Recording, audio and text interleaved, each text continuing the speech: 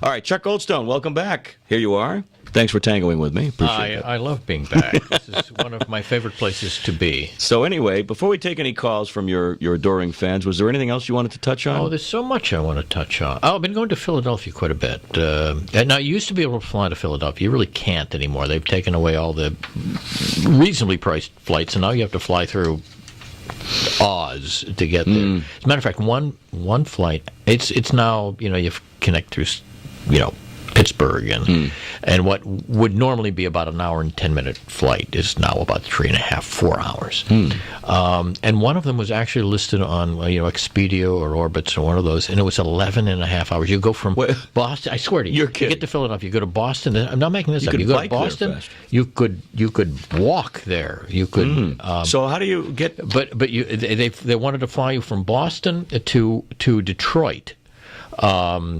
And then you had like a 2-hour layover, and then from Detroit to Roanoke. Did I lose you? You just hit your microphone. Turn your microphone back on. How did I do that? Oh, look at that. Yeah. You know what it was? What was it?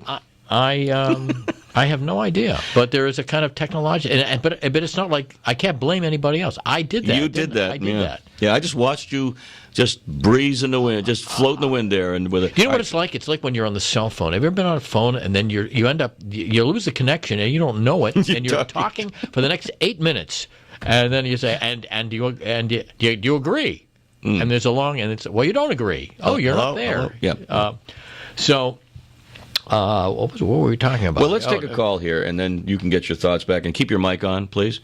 Glenn in Brighton. Glenn of Brighton. One of your number one fans. Hi, Glenn. Yeah, nice surprise. You didn't tell me last night when you said Kodamara that my favorite person on the planet would be on. Ooh. Oh, wow. But she couldn't make it. Chuck's here.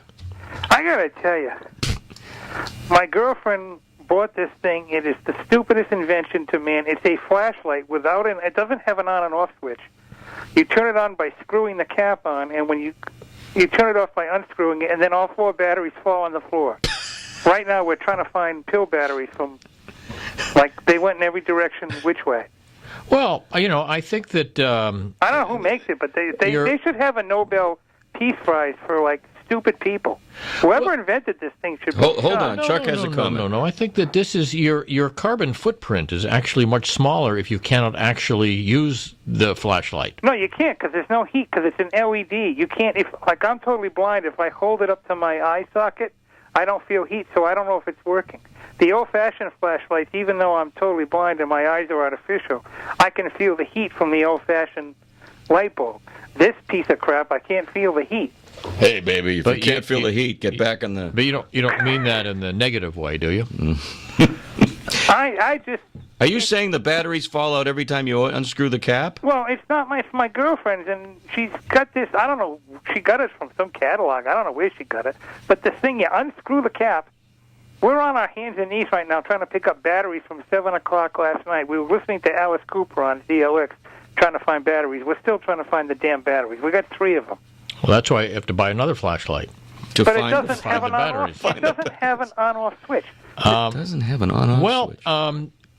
Glenn, I'm not sure how to. My advice would be to get a real flashlight. Get another flashlight. As opposed to, if your ritual is that you turn the flashlight on, you turn it off, you lose the batteries, and you spend the next 2 days looking for the batteries, I would say get another flashlight. It's the best flashlight I ever had. Right? I tried to run that concept by her, but she's addicted to this stupid thing. I've got an Energizer keychain flashlight. That's the brightest. This thing has saved me on more than one occasion on my keychain. Look at this. Wow. Cool. Well, you can cut through metal with that. Yeah, it's basically a laser. That's kind of a laser-ish. It's very nice, and it fits on your keychain. You expect me to talk? No, 007. I expect you to. Yes, it fits on my keychain. That's what this is. Quite nice. So, Glenn. Okay. It's not even why I called. The question, obviously, what's the question for a blind gentleman and a flashlight? It's the great parable. Yeah, it is true, but I'm not going to even go there. Okay, fine.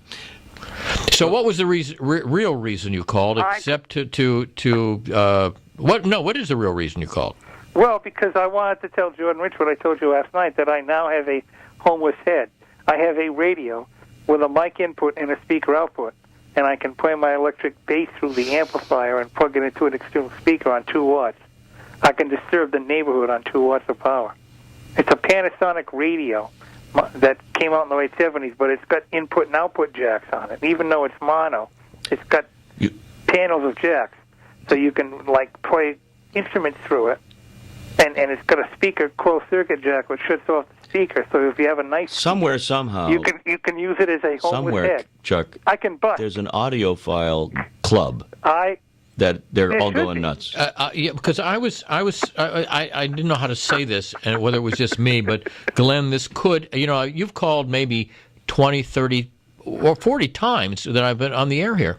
This is clearly the most boring conversation you've ever shared with us. Yeah, but you love it.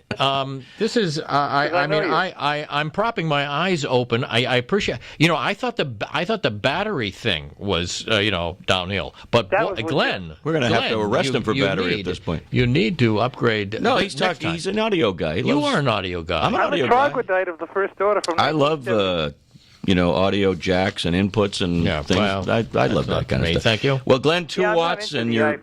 The iPhone and the Nah, you don't Siri need it. And my friend has one of those things where you like it'll ask you for a movie and you say earthquake and it'll say, did you say I shake?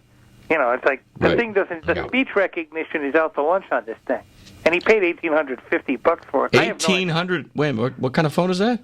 I don't know. He's got something that it's an iSchmuck. iSchmuck. Yeah, he can watch movies on something which is tantamount to a Matchbox cover. Yes. He can listen to music and download and to download the universe and every. And he's doing it on a little tiny screen.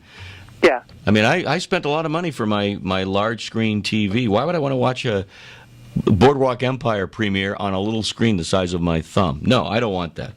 So. Or in my case, Star Wars. Yes. Yeah. Well, Glenn, I think you ought to really investigate getting a flashlight to find your flashlight. Glenn, I look forward to hearing from you yet again on the next visit. It's that whole syntax synapse thing. All right, yes. Thanks. I don't know what that means, but it's funny. Okay, see you later, Glenn. Love you. He loves you. Oh, well, gosh. I'll never insult him again.